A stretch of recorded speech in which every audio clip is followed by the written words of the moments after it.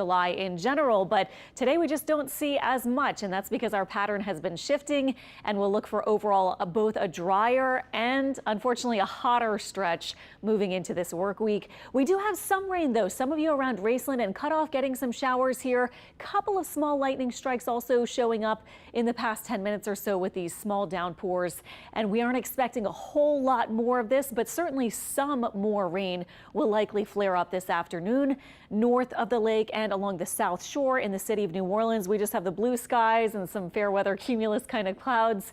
And it's hot. It's 90 degrees and feeling like 103 with that pretty typical summertime kind of humidity.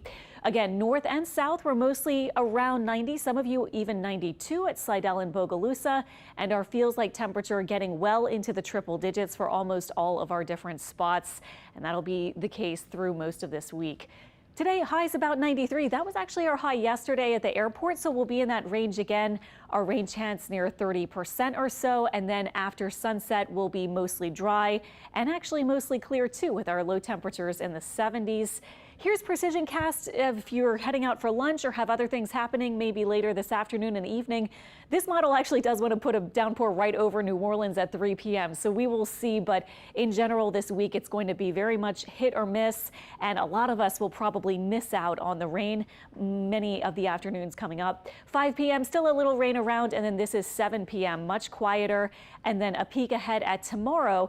It's not until 4 and 5 p.m. that our model even comes up with any rain, and you can see a few showers, maybe a storm or two. Our rain chance tomorrow more like 20 to maybe 30%, and everything calming down for the evening.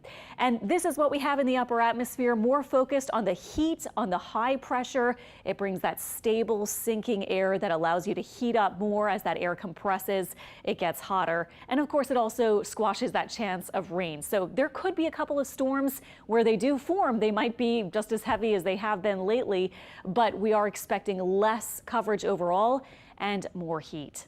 And we've been talking about the tropics. There's only one spot out there, and I've been pointing out all weekend.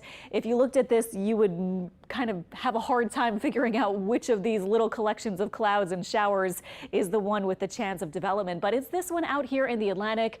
The National Hurricane Center giving it 50% chance of development now once it reaches somewhere roughly around the Bahamas, and that would be late this week. But it's going to take a while to get going if it ever does. For example, the European forecast, you can see just barely has a bit of development around the Bahamas and then kind of sweeps it up possibly along or parallel to the east coast of the U.S. with that general movement here, which is around a big high, which I'll show you in a second. And then we've been watching, of course, our other global model, the GFS American model. It just shows messy moisture, never develops it, but just kind of brings some rain maybe over toward Florida and possibly parts of Cuba. And this would be all the way into Monday, a week from now. So again, this is kind of more the GFS track, but it is not developing it or strengthening it much. And one thing to remember this week is that we still have Saharan dust. We still have dry air. And in fact, later this week, you can see we will still continue with some swirls of it. So not sure whether this will be able to get very strong. We will see, but it does look like in general, if it does strengthen a bit, sometimes that causes these systems to respond more to a steering pattern as opposed to just kind of drifting around with that messy moisture. So if it does strengthen a bit, it does look like it might follow this high out to the north and eventually curving to the northeast. So that's the thinking by next weekend, possibly if it does get a bit stronger. So that's the potential steering pattern. We'll watch everything. We don't have any threats for our part of the Gulf Coast at this point. We'll keep you updated as we get into the next several days, but we have until at least Wednesday or Thursday before it even maybe starts to try to organize. 7-day forecast shows our local weather just looking hot. We're getting into August on Thursday. We'll be looking for highs around 94 and 95. The heat index soaring to near 110.